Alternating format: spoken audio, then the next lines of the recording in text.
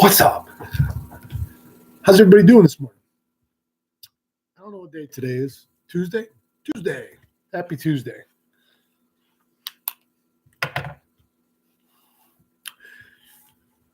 I drove down. I live on the west end, on the Bruton end of Oneida Lake. And I've been doing a job now for the last month or so, a little over a month, down in Sylvan Beach, right on the beach. So I drive down either North Shore or South Shore, either Route 49 or Route 31 every day, going back and forth. So let's see, today's Tuesday, Sunday, whatever day I went ice fishing, Saturday or Sunday. Oh, God, I don't remember. Anyway, I think it was Sunday. And from where I was, inside the islands, south of the islands, the two big islands, Frenchman's and Dunham's, when I looked all the way as far east as I could see where ice had done this, and you could see mounds out there, which isn't unusual, but you couldn't see past that. And so I had no idea if what was farther east of the islands. This lake is funny. If you cut it in half, and let's say that halfway point is somewheres like on the North Shore between Constantia and Bernards Bay, and the South Shore, it's somewheres between, Cicero and Bridgeport. You cut the lake in half, everything to the west is fairly shallow in comparison to the east end. And so that shallow end does everything faster. No matter what it's going to do, that end does it faster. It's faster to freeze and it's faster to thaw. That shallow water gets cold quicker, and it warms faster than the east, end. And that's because of depth. Now, things in the natural world still always shock me. I mean, I'm forever learning and watching and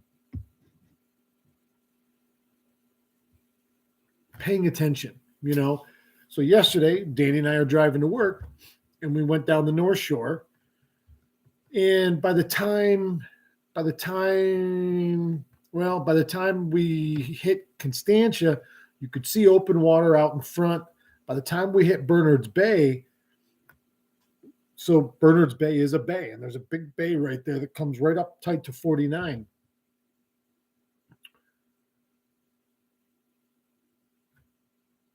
There were 4 shanties out on the edge of the bay, and they were looking at open water. And that open water went all the way across to the South Shore, and it went all the way east to Sylvan Beach. And I was actually shocked. I said to Danny, holy shit, the whole lake is wide open. And all the way through Cleveland and North Bay and Jewel and out that way, it was open right to the shoreline. You could have slid a boat off the shore, behind the old Velas in Cleveland. You probably could have even got out at Apps, because there was right at Rick's place, it was open water going out around the new parking area breakwall. I guess maybe shock isn't the right word, but man, it's a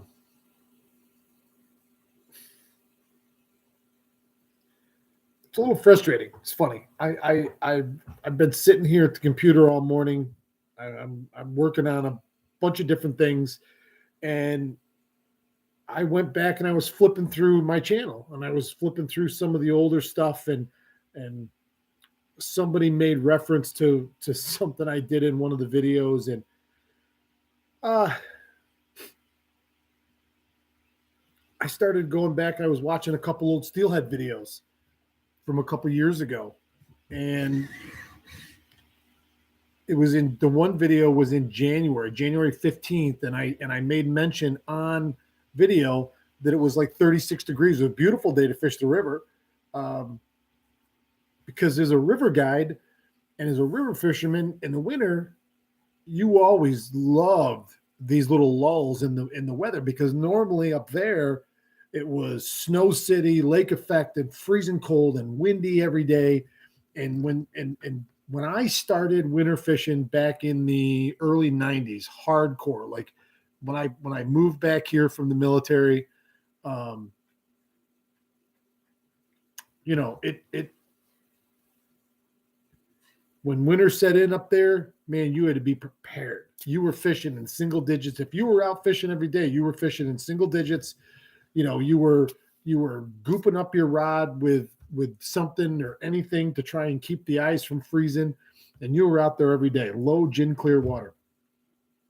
So if you're a river fisherman, this winter has been amazing. And it's funny, I've seen more of my guide friends up there out on a real daily basis this year than ever.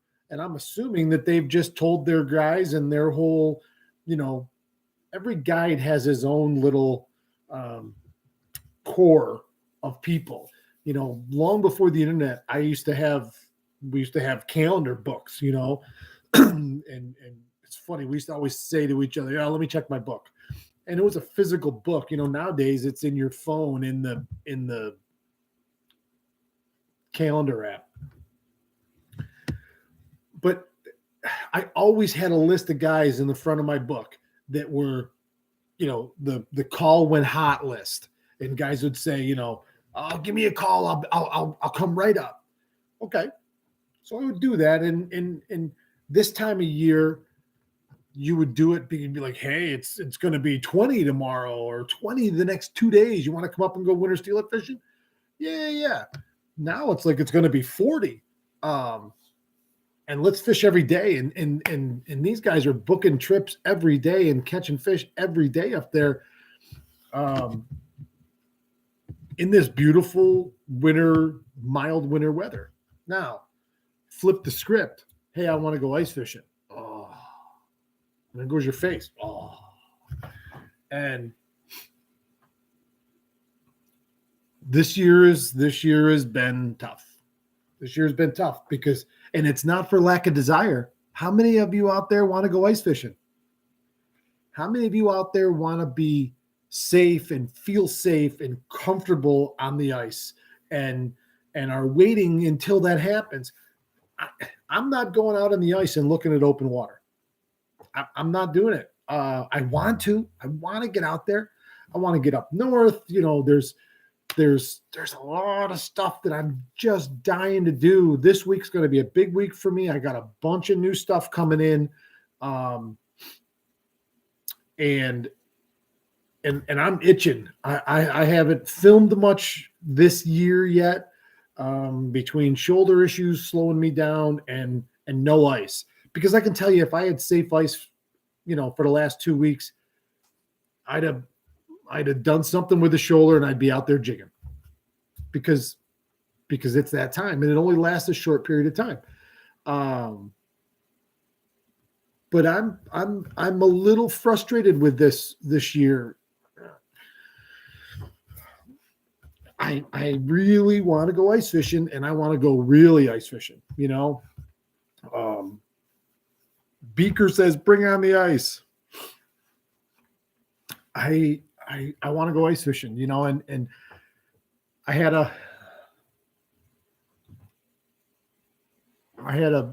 message last night from the guys at JT Rods to go do my first official JT outdoors trip and film session. And it looks like we're going lake trout jigging up in the Great White North with Burke's Photos, somewhere up around the greater Lake George area. I think we're going to be a touch east of that, or west of that, I mean. This guy, have never caught a trout through the ice of any species, ever. And as a matter of fact, and it's always been on my list, as a matter of fact, I don't know if I've ever even, unless you count the Lake Ontario bays, up north, where I suppose you could certainly have a lake trout come into the greater Chameau Bay complex and potentially bite. But even then, most all of my life that I've spent up fishing Chameau and 3 Mile up there has been for perch exclusively. And in the old days, I market fished them up there, and that's all we did. Me and the Shelter Brothers and Captain Mo Neal and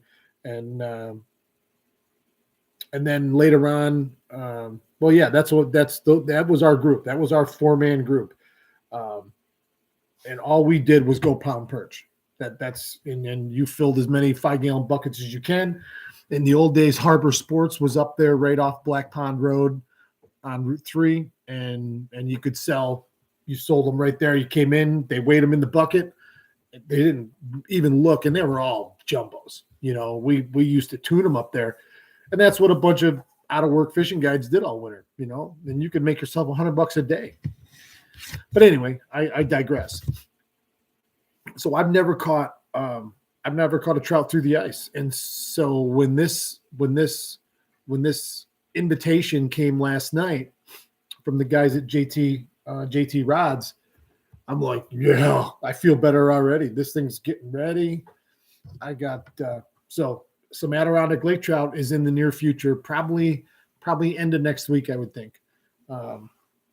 Still looking to do Quinny as soon as my stuff gets in. They're pounding the guys that can get out, and I know they got to be careful up there, but the guys that are getting out on Chameau, I saw a picture of a 32-inch walleye came out of Chameau the other day. That's a slammer. So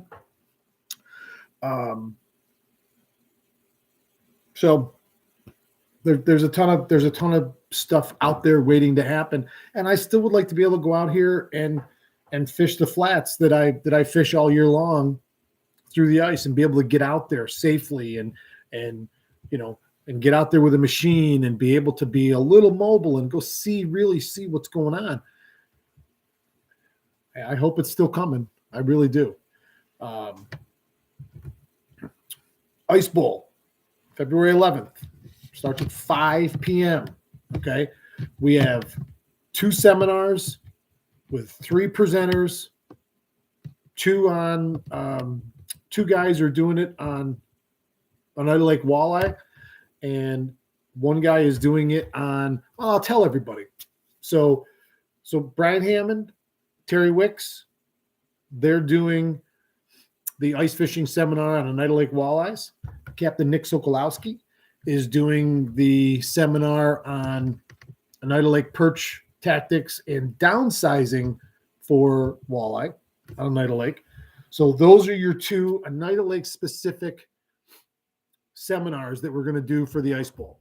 The Ice Bowl is going to be February 11th, 5 p.m. at the Pier Restaurant in Brewerton, right where we did the double live event. I'm working diligently right now. We have a couple vendors already set up, and I'm working on a couple more. By the time we get to this in another 3 weeks, ice season's not going to be over. And I'm assuming it's going to hit its stride at that point. And then we still got into March before we are done. And so stay tuned, because the vendors that do show up for this, I'm going to guess, are going to be cutting some pretty good deals to get rid of their ice fishing stuff before open water season hits again.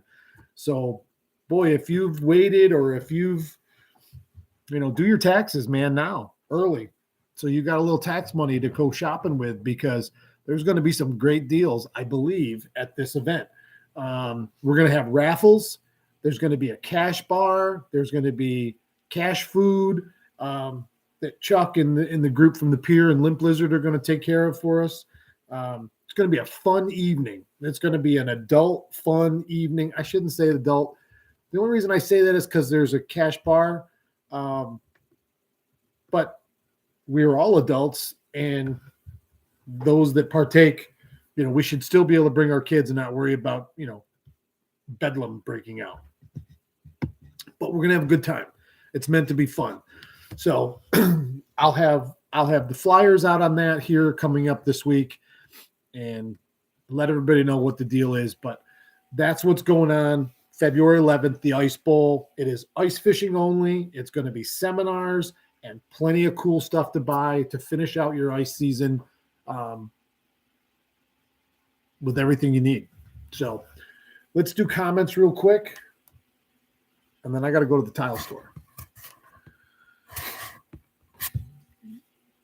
Eric Wisniewski, good morning. Gary Walters, Mark Webb, Tammy Hoover, Merlin Johnson, Scott Tagata. Good morning, Loving. She's right above me. So my big fat mouth, I'm sure, wakes her up every morning. And she's probably dying for me to be able to get back out and go fishing. So I'm not sitting here waking her up every morning. But she loves me. It'll be all right. Jim and Kerry Carker, good morning. Rumble Seat. Tom Alexander. Nikolay, Nikolay, Nikolay.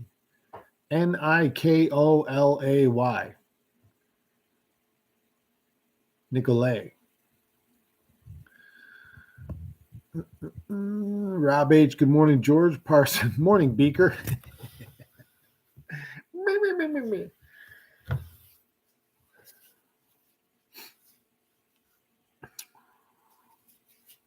Jesus God, Bob. Will a lionfish eat a zebra mussel?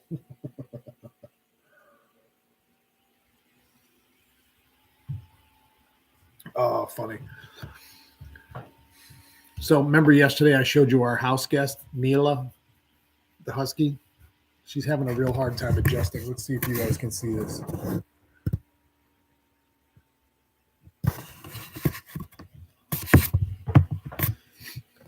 She's having a hard time adjusting. Now, in her house, when her family's home, there's twin 3-year-olds that never, ever, ever are quiet or stop running around.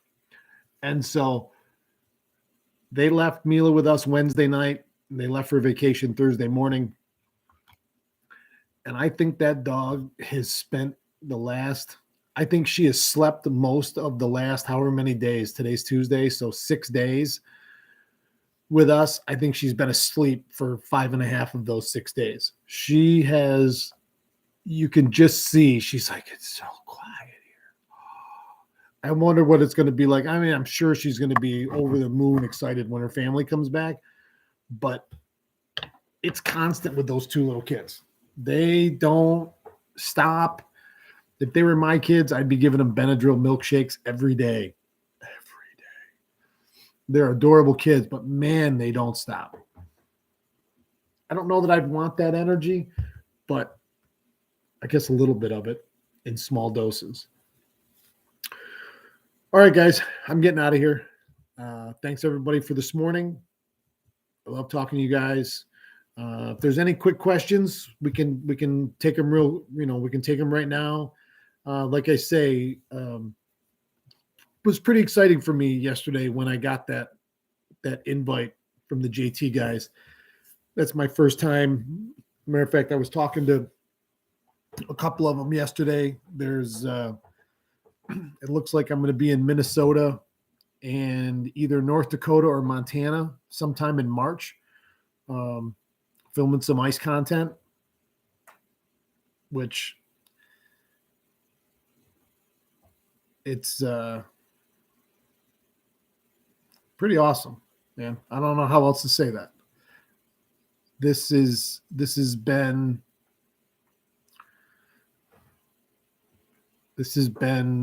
interesting and fun and all the work that Courtney and I have put into this channel over 3 years to see now the things really take off. I grew up watching, I've said this before. I grew up watching In Fisherman. In Fisherman was was my go-to, and it was, they were the only guys. So who remembers regular cable TV, let's say 20 years ago? Um, you didn't have Sportsman's Channel and the World Fishing Network and all of those specialty channels.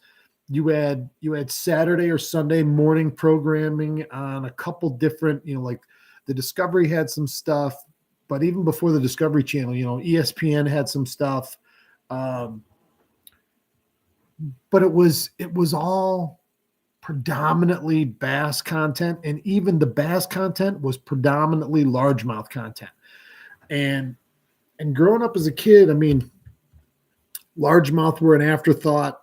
You'd catch them by accident once in a while. For me, depending on where I was, I lived on Oneida Lake, and then my grandparents had a place on the St. Lawrence River in Cape Vincent, and so it was really walleyes and smallmouth for me were my wheelhouse, and you never saw any of that content outside of the in-fisherman guys,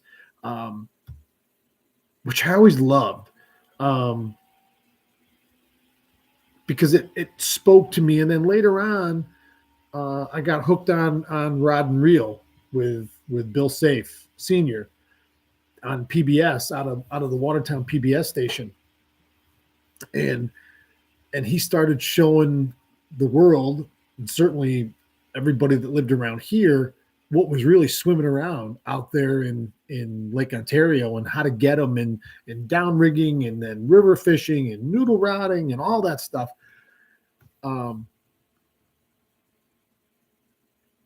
But growing up watching in fishermen and watching the Linders, they're from Minnesota, and as a walleye guy, which, I mean, all of us, I guess, are, like I say, I fish walleyes and smallmouth.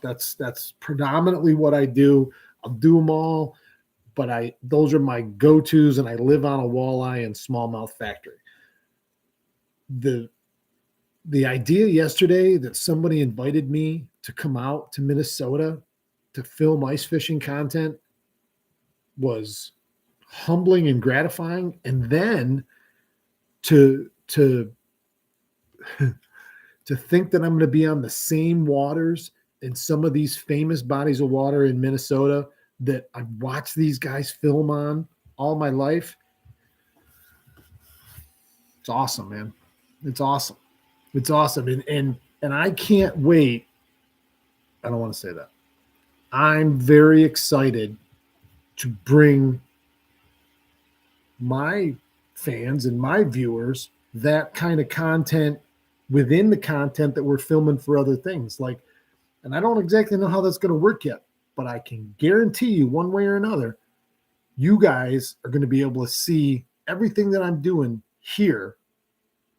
Maybe not first and maybe not exclusively, but you're going to see it because I'm going to be filming no matter where I am and no matter what I'm doing. And the more new cool things I get to see, you guys are going to get to see it too. You're coming with me. And everything I film and everything we put out is for you guys and girls. Guys is a gender neutral term in this situation. Every single thing that I'm doing is for everyone's entertainment. Mine too. So it's really, really starting to ramp up already.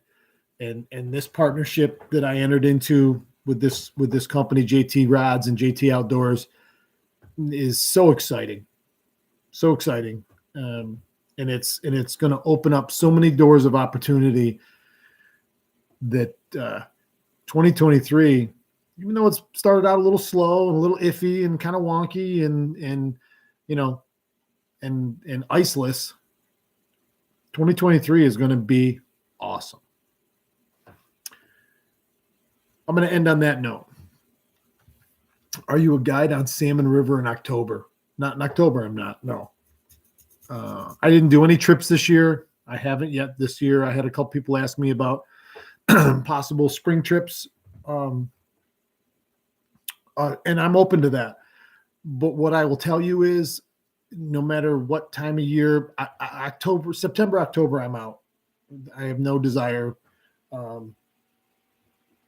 fishing that time of year up there. But anytime else from November through April, if you want to fish the Salmon River, I'd love to. You guys can get a hold of me, but I only fish Tuesday, Wednesday, Thursday up there. I don't fish Friday to Monday is off limits. I don't do it. So if you want to fish Tuesday, Wednesday, or Thursday from now until the end of April, sure, give me a holler. We can go fishing.